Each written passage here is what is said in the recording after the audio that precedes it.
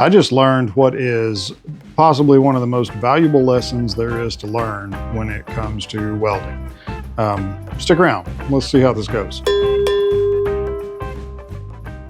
Hey there, welcome to the garage and day 3 of me teaching myself how to weld or learning how to weld on my own, I guess. You guys have given me some really cool feedback, some good comments on the last videos. One was to use an anti-spatter spray.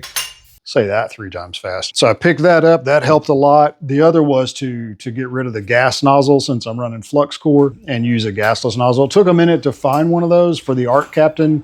ArcCaptain's website doesn't sell ones to fit that Mig200 gun that I could find anyway.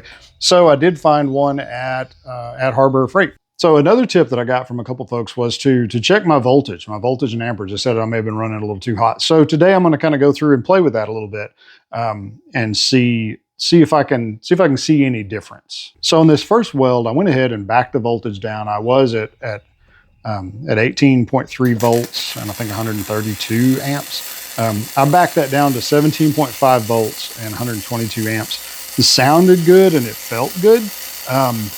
Obviously, I'm still not welding straight because I can't really see. This one looks like it started out a little cold, but it did get a little better. On the second one, I backed the voltage down to 17 volts and the amps down to 113. I thought that might be a little too low. You can hear kind of a wavy, buffeting kind of sound. I don't know. That may be because my stick out was too long. I don't think it's because it's too short. I think it's because it's too long. But I'm not really sure what happened on that one. So on the third one, I bumped the voltage up to 17.3 and the amperage up to 118 amps. Started out what appears to be a little cold. If you look at the edges, does seem to get a little better. I was a little more consistent with this one, so that's good. Still, I'm having a hard time seeing what I'm doing. That's becoming a problem. On the fourth one, just for giggles, I backed the voltage down to 16.5 volts and 103 amps. It started sounding a little crackly. Instead of more of a bacon sizzle, it was more like a bacon crackle. It turned out fairly consistent, but didn't really sound good. So I liked the consistency, so I decided to go ahead and just run that same setting again and see if it was a mistake or what.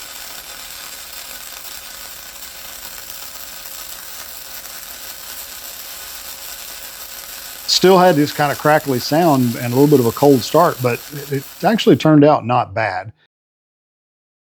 I wanted to get rid of that crackly start, or that crackly sound.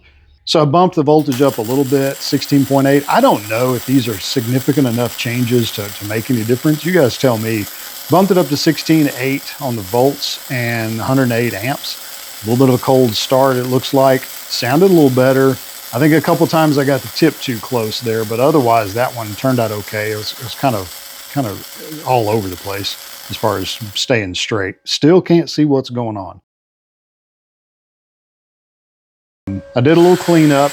This is where that anti-spatter spray really comes in handy to clean off the table and clean off the work pieces. It really does help.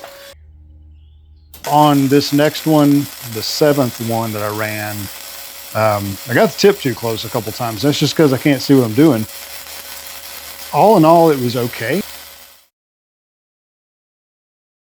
On the next one, number 8, I corrected my travel angle here. That seemed to really help. So I kept the voltage and the amperage the same, and just my travel angle, I'd started leaning too far over, so I kind of stood that back up.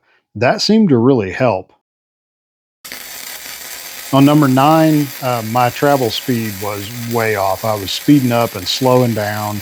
You can see how it thins out and gets wide. That was just not good at all. They all sounded pretty good at this 16.8 volts and 108 amps, but really my inconsistency in welding is what started really showing up here. On the 10th one, kind of more of the same, a little bit inconsistent. It looked okay, but probably could do better. I do not know what happened on these last two, number 11 and 12. Everything was wrong. My stick out was wrong. My angle was wrong. My travel speed was wrong. It's very inconsistent. So I got the voltage and amperage that was kind of fun, kind of experiment. I got it to a place where I was kind of comfortable and was able to run fairly consistent. The big lesson for me today, if you can't see it, you can't weld it.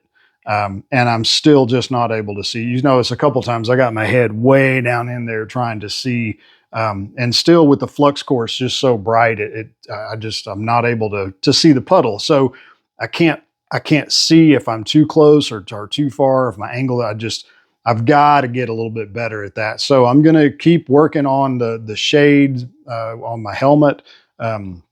And just see if I can see better. Because once I'm able to see, I think I can be a little bit more consistent as far as moving straight and keeping an even beat. So that concludes day 3 of me teaching myself how to weld. I appreciate you guys watching, and don't forget to subscribe. You guys have a great day. See ya.